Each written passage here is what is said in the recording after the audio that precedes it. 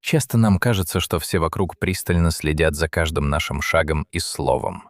Но на самом деле никто не уделяет вам столько внимания, сколько вы сами себе приписываете. Вы снова и снова прокручиваете в голове неловкую фразу или неудачную шутку, сказанную несколько дней назад. Вам кажется, что люди до сих пор обсуждают вашу оплошность, но они забыли о ней, едва выйдя за дверь. Старшие поколения подтвердят, та публика, для которой вы играли в свои 20 лет, никогда не существовала. Каждый человек в этой комнате был занят собственным внутренним критиком, не имея сил следить за вами. Это заблуждение заставляет вас растрачивать лучшие годы жизни впустую, боясь осуждения. Вы отказываетесь от танцев, боясь выглядеть нелепо, или молчите на совещаниях, опасаясь чужого мнения. Вы не отправляете сообщения, не публикуете посты, не носите желаемую одежду. Эта тюрьма пуста, и вы в ней единственный заключенный. Ключ к освобождению прост и досаден. Свобода, которую вы ищете, уже давно существует. Никто за вами не наблюдает и никогда не наблюдал. Действуйте соответственно. Второй важный совет — вступайте в брак с тем, кто вам искренне нравится, а не только с тем, кого вы страстно любите. Вначале вы выбираете партнера за химию, за чувство, что вас видят, за интенсивность эмоций. Но спустя 20 лет эта химия становится прерывистой, а интенсивность — изнурительной, и остается лишь человек напротив за завтраком. Опытные люди подтвердят, самые прочные браки не всегда были построены на страсти. Их объединяло истинное удовольствие от общения в обычный день, когда не нужно притворяться, а молчание комфортно. Этот выбор определяет качество вашей жизни на протяжении следующих 40 лет больше всего. Если вы любите кого-то, но не испытываете к нему глубокой симпатии, любовь со временем иссякнет. Но выбрав того, кто вам искренне нравится, вы обеспечите постоянный источник для возрождения любви. Истинная проверка отношений происходит вовсе не в день торжественной свадьбы. Она проявляется в дождливое воскресенье, когда у вас нет никаких планов. Даже скучая рядом с этим человеком, вы должны чувствовать себя комфортно. Если не сейчас, то и потом не будет. Третий жизненно важный урок. Ваши родители не останутся с вами навсегда. Вы думаете, что время есть. Всегда будет следующее Рождество, звонок, визит. А важные беседы подождут, пока все уляжется. Однако это «потом» никогда не наступает, и ситуация не успокаивается. Затем неизбежно наступает момент, когда один из них заболевает. Пожилые люди, потерявшие родителей, скажут, сожаления возникают не из-за больших недосказанностей, а из-за мелочей. О тех вопросах о их детстве, которые вы так и не задали, о рецепте. Время, проведенное рядом с ними, но потраченное на телефон, порождает особую скорбь, которую осознаешь лишь когда остаешься сиротой. В одночасье вы становитесь старейшим поколением и понимаете, как много вашей собственной истории ушло вместе с ними. Эта работа не выглядит героической. Просто позвоните им, когда все хорошо, без повода. Задайте тот вопрос, который давно откладывали, не дожидаясь особого момента. Запишите их голос, когда они рассказывают какую-нибудь историю из жизни. Сейчас окно возможностей шире, чем когда-либо будет в будущем. Четвертое. Деньги дарят свободу, но не счастье. Вы верите, что определенная сумма, зарплата, дом или сбережения сделают вас спокойнее и лучше. Когда желанная цифра появляется, ожидаемого преображения не происходит. Вы остаетесь тем же человеком, просто в более приятном окружении. И богатые, и бедные пожилые люди сходятся в этом мнении, что должно о чем-то говорить. Деньги способны решить лишь финансовые проблемы, но не проблемы характера. Тревожный человек просто превращается в тревожного человека с деньгами. А тот, кто постоянно сравнивает себя с другими, просто начинает сравнивать с более крупными суммами. Но после определенного порога деньги дарят нечто иное. Они предоставляют вам выбор. Это возможность без страха уйти с нелюбимой работы, когда она перестает приносить удовлетворение, или решительно сказать «нет», не испытывая при этом панического страха за последствия, а также справляться с непредвиденными ситуациями, не доводя их до настоящей катастрофы. Такая свобода — огромное преимущество, но она неравноценна истинному счастью. Большая ошибка — оптимизировать свои 20 лет ради результата, который деньги никогда не дадут. Вы жертвуете отношениями, здоровьем и любопытством ради покоя, который не приходит с любой суммой. Пятый важный урок. Научитесь быть наедине с собой. Цените это время. Многие не могут просто посидеть в тишине, проехать в машине или пройтись до магазина без наушников. Телефон оказывается в руках еще до того, как вы окончательно проснетесь утром. Практически нет ни одного мгновения, когда вы остаетесь наедине со своими мыслями. Пожилые люди называют это медленно надвигающейся и неизбежной катастрофой. В итоге вы принимаете важнейшие жизненные решения, лишь бы избежать невыносимой тишины. Остаетесь в нежелательных отношениях, на ненавистной работе или в чужом кругу друзей, только чтобы не быть одному. Эта неспособность быть наедине с собой глубоко влияет на качество ваших суждений. Лишаясь возможности остаться одному, человек передает принятие важных решений всем, кто оказывается рядом. Напротив, люди, способные оставаться в одиночестве, обретают умение слышать собственные желания. Они могут отделить свои подлинные стремления от всего наносного и шумного, что их постоянно окружает. Этот практический шаг, хоть и не выглядит гламурно, крайне важен для каждого из нас. Ежедневно выделяйте хотя бы короткий промежуток времени, полностью свободный от стимуляции. Прогуляйтесь без телефона, ведите машину без подкастов, просто будьте в моменте. Ясные и продуктивные мысли появляются лишь тогда, когда исчезает весь окружающий шум. Шестой пункт. Именно скучные, повторяющиеся привычки создают по-настоящему выдающиеся жизни. Вы же вероятнее прорыв, масштабные изменения или мгновенную трансформацию. Поэтому вы пролистываете мимо неприметных вещей, считая их недостаточными для успеха. Немного сбережений, немного спорта, достаточно сна, повторять десятилетиями. Это кажется ничтожным, но люди старшего поколения подтвердят. Только это и давало реальные результаты. Те, кто дожил до 70 лет, здоровым и состоятельным, не имели секрета. Они просто оберегали свой распорядок изо дня в день десятилетиями. К середине жизни именно эти незаметные, но оберегаемые привычки формируют все, что нас окружает. Накопления на пенсию незаметно росли, увеличиваясь, пока вы даже не обращали на них внимания.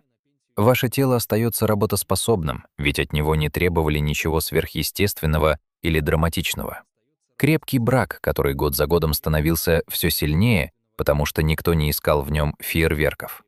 Горькая правда в том, что лишь скучная, рутинная стратегия способна принести масштабные результаты. Захватывающие и яркие стратегии, напротив, неизбежно терпят крах на каком-либо этапе пути. Люди, которым вы завидуете в свои 60 лет, вовсе не являются удачливыми счастливчиками. Они просто продолжали выполнять свои незаметные шаги, пока вы ожидали чего-то грандиозного.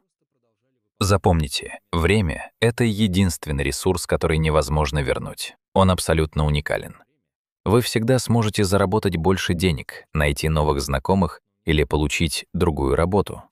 Почти все, что вы можете потерять, поддается восполнению, за исключением уходящего времени.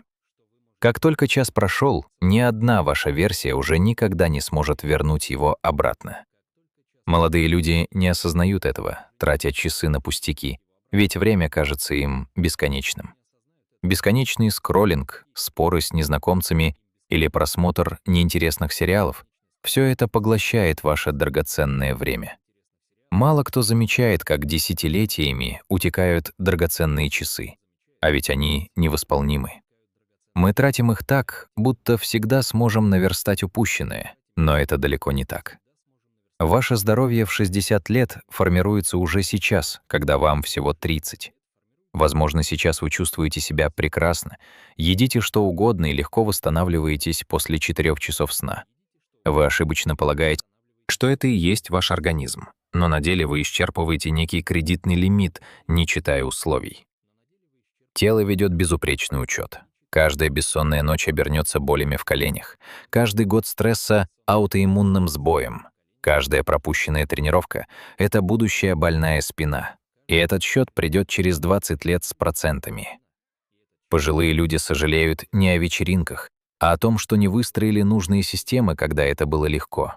Они жалеют, что не начали заниматься спортом в 25, а не в 45, или не уделили внимания подвижности до травмы, а не после. Простой анализ крови в 30 лет мог бы изменить следующие 40, формируя ваше тело в 65, пока вы не обращаете внимания. Принцип сложных процентов управляет не только финансами, как многие думают, а буквально всем. Это касается денег, навыков, дружбы и чтения. Даже вредные привычки накапливаются и работают столь же эффективно, но в обратную сторону. Опасность этого принципа в том, что долгое время он кажется незаметным, а первые годы усилия выглядят напрасными. Кривая остается плоской, но примерно через 10 лет она резко взмывает вверх, и все вокруг удивляются, как вы этого добились. Этот принцип определяет тех, кто добивается успеха во второй половине жизни. Так преуспевает тот, кто с 25 лет ежемесячно откладывал понемногу или с 30 регулярно занимался спортом. Сюда же относится и человек, посвящавший чтению полчаса каждый вечер на протяжении 2 десятилетий. Никто из них не совершал подвигов, они просто не прерывали последовательность своих действий. Самое сложное — это поверить в данный принцип, пока сам не испытаешь его на себе.